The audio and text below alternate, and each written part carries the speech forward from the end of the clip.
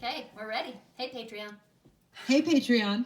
Hey, Patreon. Welcome to another week of Family Looking Up. This is Camille. This is Beth. This is Andrea. And we are so excited to talk about... What are we talking We're about? talking about What's it planning called? your motherhood. You gotta do something with that. That is crooked in all the ways it can be crooked. Like, you gotta get rid of it or turn it. Or something. What? My thing. Your pop cover thing. Oh. It's like twisted and like, oh. Okay, I got it. I just ditched mine. All right, let's do it. Patreon, we're back. Don't worry about us. We're fine. Okay. We are talking to Diana Ballard about designing your own motherhood, about thriving rather than surviving. So I'm excited. This has been a theme for January. It has been, yes. We are planning our motherhood. Like, I kind of feel like, my kids are getting older. Is it too late for me to be planning what kind of mother I want to be? No. Okay, good. Because what kind of mother you want to be will affect your in-laws and your grandchildren and everything else. It's never too late. All right, well, good. Yeah, I've loved this theme. All month long we've been talking about this. Yes. Take a hold of your life. Do what you want with it. Don't let it just drag you around by the nose. Do something. The nose? I know. By the first, nose, when you started the I was like, where's she going with this? Don't let it drag you around by those. Take a hold of it yourself. All right. Now, Beth just got back from Florida. Tell us about this. Oh, my goodness. Did I the ever? Perfect life. I have the perfect life. Listen, it's December, you guys. Now when we're recording this, it's right before Christmas. Now for me to leave and vacation right before Christmas, that is like unto Camille using less than 5 words in a sentence. I mean, it doesn't happen. Wow. It can't. Wait, but what are you saying? I really don't understand, because I feel like what you're saying is that I talk too much. But actually, Period. Comma. So it was hard, but I knew Danny Boy wanted to go, and it's homeschool season. So now's my chance to shirk my duties midweek. So we went to Florida. It was, shall I say, amazing. Oh. You shall. Is this going to be a yearly tradition? I don't think so. Like, I told Danny, it was fun. But it did not feel like Christmas because Florida is a different country. I don't think they actually celebrate Christmas there. Yeah. I kept singing, "Do they know it's Christmas time at all?" I realized that song's about Africa, even though I think it's really rude. Like, why do we think that Africans don't know about Christmas? Who are we to judge the African people? All right? I'm with you, Beth. Let's start a protest about that. Every time I hear that song, every time I hear it, I'm like, dude, is this song okay? Like, why do we still sing this song? It feels like it's not okay. But I kept singing it in regards to Florida because I don't think they knew it was Christmas time at all. There was not even bell ringers out. Very few lights, hardly any Christmas trees in the windows. I do know that there is a very large Jewish population in Fort Lauderdale. So I'm like, okay, fair. There's lots of Hanukkah stuff going on, which is cool. I respect that. But it didn't feel like Christmas. And when we landed in Denver and there was snow and the trees, I was like, all right, Christmas is back. No, I don't think it could be a yearly thing for me, but I just released my inhibitions. I had my Christmas shopping all done. I was like, okay, let's just go do this thing. But there was about 1 million amazing things that happened while we were there. Top 2, I sat by this guy on the flight home who was born in Cuba, and he's 22 now. He'd never been out of Miami, not even northern Florida. He'd been in Miami, and he grew up his mom was planning on getting in a raft when she was 8 months pregnant with him and trying to float to Florida. That was their family's plan. It's like the books we read. And yes, I told him, I was like, oh, I just read this book. She delivered it in the boat. And he's like, yeah, that actually happens. And, but there's a lottery in Cuba. I don't know if it still happens, but then there was a lottery, an actual lottery, and you'd get your name drawn out. And if you win, you get a flight to America. No way. And their family won the lottery. No way. So he was born in Cuba, but then they won the lottery. And I think they actually won it while she was still pregnant. But by the time they actually were able to leave, he was a few months old. came to the States. Some extended family had gotten them an apartment with a bed, and they said, okay, here's your apartment. We got it all set up for you. Rent's due next month. And he was like, his parents were like, well, how do we get money? We don't even speak English. We don't know how to get a job. We don't know anything. Like, it was a legit refugee story. It was amazing. And he is super into self-help books. Andrea, I just the whole time felt like Andrea should be sitting here. He pulled up his picture. He made this big poster board of every self-help book he wanted to read and then checked it off when he was done with it. And he was like, Atomic Habits. It's everything. It's everything. Done. And I was like, okay, it's done. It's done. I'll do it. I read it. I'm here. I'm here with you, sir. And like when we started going down, he's like, do you think there's snow? I was like, let's open the windows. So we opened the windows and there was snow. He got all teary-eyed. I mean, this is like a young, good-looking, he's a firefighter. He's a Miami firefighter. Oh my gosh. Like, super cool guy. We talked the whole time. Daddy's like, I was getting a little jealous. Like, you literally spoke to him for 4.5 hours straight. And I was like, best conversation in my last 18 years, Danny. How's that make you feel? I mean, there was a little classy abuse involved, I'm sure. So, refugee story, teary eyes. We like land. He's like, is this what it's like to travel? His eyes were full of tears. Oh my It was awesome. It was so great. And there was like a road, like in small towns, like where we live, there's like country roads that lead to just more country roads. He saw one. He's like, why is there a road there? And I was like, I don't know. It leads to someone's house. He's like, but why would it be here? And I was like, because there's houses out in the country. He's like, do people drive on it? I was like, yes. He's like, are you scared if you drive on that road? And I was like, what? No, I don't feel afraid driving on country roads. And I was telling him how like we have to drive several hours to get to doctor appointments. And he was like, but were you scared? I was like, what do you say? You are a firefighter in Miami, sir. Why would that be scary to drive on a country road? It was very confusing. That's so funny. So anyway, I feel so courageous. The amount of country roads that I go on weekly. Oh, I drove on a country road to get to Andrea's today, and I almost peed my pants. I was like shaking. You're like run into a fire-filled building. Okay, no biggie. But if I have to drive on a road for 5 minutes without seeing a car, that's horrifying. Well, Miami. Okay. They've got things worse than fires there, He probably has to carry a shiv, and like a country road is terrifying. Although I will say, before we moved to the country, I did live in the city in a very terrible area. I grew up in kind of a scary area.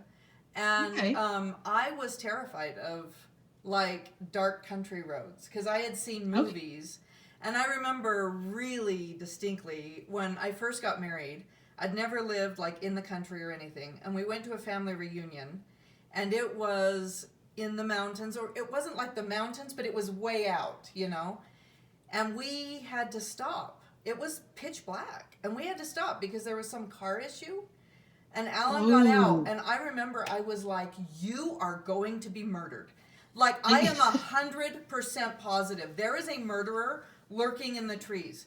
And he's like, but there's not. And I'm like, no. Have you ever seen The Twilight Zone? There's always a murderer lurking in the trees. Like, I was terrified. I was shaking. I got out with him to protect him. Because I thought if his back was turned and he was looking, that's just prime for the axe man. You gotta watch his back. There's always going to be an axe man because they got to chop down the trees. One golden arm. Yes. Anyway, it was terrifying to me, and we remember that now, and we just laugh because now like country roads are the safest ever because that's where all the nice people are. Yeah. It was. He really was like, you know what I really want to do? I just want to go to like a small town where there's like houses and I want to sit with a coffee in my hand. And I was like, okay, sounds magical, honestly. He's like, like in all the movies. And I was like, yeah, I do know those movies. Yeah. Also, every morning of my life, I sit, cup in my hand and houses. Okay, big dreams, buddy. It was actually really cool. It was so cool. He had so many interesting stories. Yeah. He was like raised with no food, all the things. It was amazing. It was classy, and it was amazing. So he took a hold of his life. Yes, he did, by the horns. Yes, he took a hold of it and made decisions of where his life was going to go. It was amazing.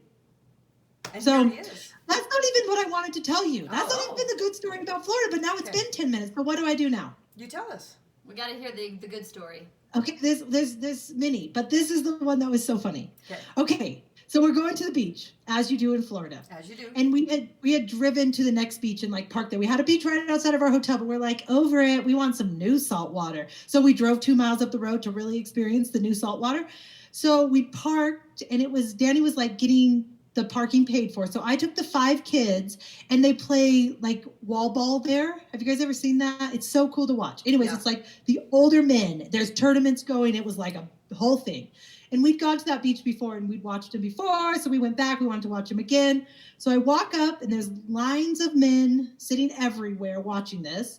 And a guy was on one side of the fence, and me and the kids were on the other side of the fence watching this. And he's like, with like a New York accent, which I'm terrible at, but I'll do my best. Yeah. He was like, "These all yours?" And I was like, "Yeah, these are all mine." He's like, "Oh, congratulations." And I was like, "Thank you." You know, like, look at all my kids. And I was like, "Yeah, cool." So I was like, "Oh, we love watching this." I was like holding up Pierce. He's like, "How you doing, little buddy?" Pierce is like, "Good, 2." You know, saying words. Who knows? He's just so ignorant. He's 2, whatever. So, you know, he's just kind of chit-chatting with us, and he's like, so like, your daughter, how old's your daughter? I was like, well, she's 9, but my son's 11. She's older. You know, this is always the problem in our family. He's like, wait, there's another one? I was like, yeah, they're 11, 9, 8, 5, 2. And he's like, there's 5 of them? You got 5 kids? You got 5 kids? I'm looking you in the face? I'm looking at you right now? And I was like, yeah. Yes, you are. And so, like, all these guys are sitting around. He's like, hey guys, you got 5 kids. We're looking at her in the face. And I was like, it was amazing. I was like, here I am. You're just looking at me in the face. And he's like, I can't believe it. And I said, you know, we started talking about the game again, whatever. And I was like, I've never even played this, but it looks so fun. All I've played is pickleball. He's like, you play pickleball? Hey, Bobby, get over here. And so this man walks over, and he's like, Bobby, she plays pickleball. He's like, you play pickleball? I was like, you guys, let's be clear. I've played like twice in my life. Okay? I was just creating lies of conversation. Yeah. I play pickleball. Air quote. Yeah. Whatever. He's like, what? Where are you from? Now Bobby's talking to me. Yeah. He's also got an accent of some variety. And I was like, Colorado. He's like, you from Colorado? The best pickleball player in the country is from Colorado. And his boy Danny. His boy Danny lives there too. He's the second best. And I was like, I don't know them personally, but they sound great. They sound amazing. And he's like, can't believe it. And then the other guy's like, she got 5 kids. And Bobby's like, you got 5 kids? And I was like, yeah. And I was just standing there with all these kids. So then Danny comes walking down, and he doesn't come really close to me. He just kind of starts walking towards the beach. And I was like, guys, we had some friends we were meeting there. So I was like, kids, go with Dad. I'm going to wait here for our friends. And he's like, their dad's here? And I was like, yeah, he's right there. You did Dad? And Danny didn't turn around. So I was like, Danny. So Danny turned around and was like, you the dad? You got all these? And Danny's like, yeah. And Danny's like, and the guy's like, congratulations. And Danny was like, thank you. I didn't want the 5th. Didn't really want the 3rd either. I was okay with the 4th. I'll take congratulations on 3 of the 5. Danny's just like waves at him, and he's like, you got a basketball team here. And Danny's like, just waves again, like he doesn't know what to say. The guy's like waving, smiling at him. It was amazing. It was amazing. I was just so happy. I was just like, he looked me in the face. I had 5 kids, and he got to look me in the face. In the face.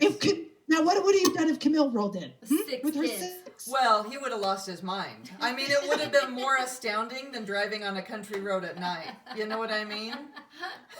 A whole new level of scary. Oh my You know, God. I had that happen in an airport when we took 6 kids flying across the country to Florida. Oh, And see, there were Florida. some people from China, and the mhm. cameras came out, and they Yeah. all were asking me, you? And then they'd point to all 6, and I'm like, me. Yeah, that's right. Here. That's right. You look me in Oh. the face. Look me in the face. Oh my gosh, that's so It's awesome. so great. It was amazing. It was just a real highlight for me to just have the accent really helped. Like Yes. it really drove in the point. Yes. Just like, and then I think to myself, like, you have literally never met a person with 5 children? Right. Like literally? You've never looked them in the face? I know people with 5 kids. I know lots of people, 5, 6, 7, 12, whatever. The sky's the limit. You just keep birthing them. They just keep on coming, baby. Like, it was, listen, I felt like a real rock star. And when my kids didn't act like turds in the airport, both directions, I just wanted to hold up a sign. I said, I have 5 kids. Look at me in the face. And they are not freaking out. They're just sitting. They're just cool. Maybe this should be like our new, subtitle of Family Looking Up. Look us in the face. Look us in the face. We have 15 kids. Look us in the face. Congratulations. I think every time we see each other from now on, we'll just say, congratulations. Yo.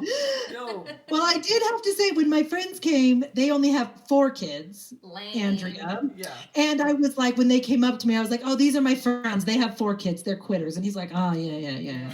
And so we might have to call you the quitter, Andrea. I'm sorry. I got peer pressured into a fit, but you didn't get peer pressured. You stayed strong, or you quit. I don't know which one. This is Beth, quote, look me in the face, quote, Millard. Millward. From now on, I want you to call me Beth, look me in the face, Millward. That's it. It's kind of long. It doesn't flow, but we could do a t-shirt or something, though. A cape, maybe. It would be cool. Okay, well, I took my life by the horns, and I had the 5th kid. You really took the horns. Unlike the quitter over here. Yeah. So let's talk about how we can thrive now that it's too late. None of us are having more babies. Mm-hmm. We're not gonna thrive in that way. Now we have to figure out how to actually enjoy these choices we made. Yes. I mean, they're cool for a slight moment, but the rest of my day they were the worst. But that moment I was proud to have. It's all worth it. Now I need to figure out how to just embrace all of it all the time. Okay. Perfect. Let's talk to Diana. Oh my gosh, that was hilarious. That's a great story. So funny. I didn't mean to go on the tangent. Seriously, Andrea, you would have been dying the whole time talking to we call him my Cuban boyfriend, just from now on. That's what he was. Because Danny has brought it up so many times. Like, seriously though, why were you talking so much? And I was like, because I talk a lot. You just don't respond. So I stop talking to you and I find a young Haitian or Cuban man to talk to instead. Okay, so awesome. Danny? That is amazing though. Like, I read those It books was and so I'm like, cool. that does, that's just in books, but it really does No. happen. Oh, Say, And sorry. bye, Patreon.